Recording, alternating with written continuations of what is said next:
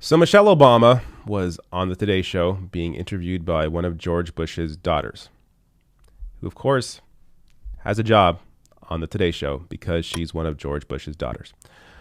Now, but that isn't the issue with what I'm going to show you.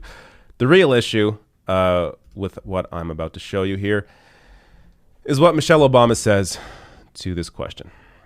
Watch.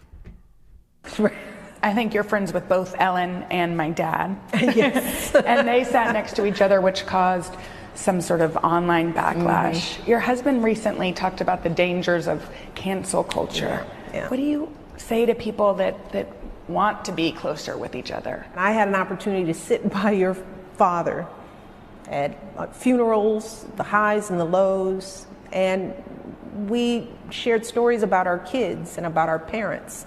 Our values are the same. We disagree on policy, but we don't disagree on humanity.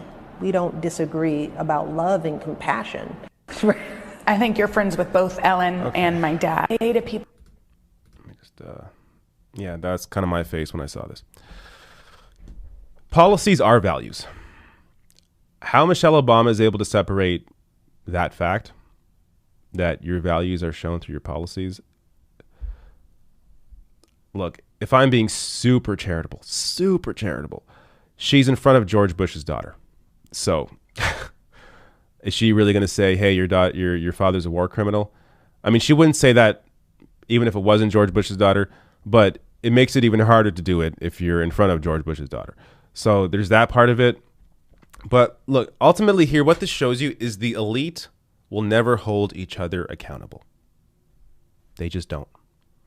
Ellen, George Bush, Michelle Obama, George Bush, any celebrity, George Bush. I mean, it just appears now we've all just forgotten that George Bush led Americans into an illegal war in Iraq that from the last estimate I saw, around 500,000 deaths were caused because of just that war alone, and most of those deaths being civilians.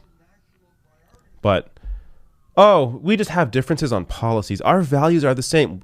We both have compassion for people. And of course, look, Barack Obama isn't all that much better. Drone warfare, all the civilian casualties that were caused because of drones under Barack Obama. This is also part of the issue. If she has to acknowledge all of George Bush's atrocities, then she also has to acknowledge her own husband's atrocities. The elite will never hold each other accountable.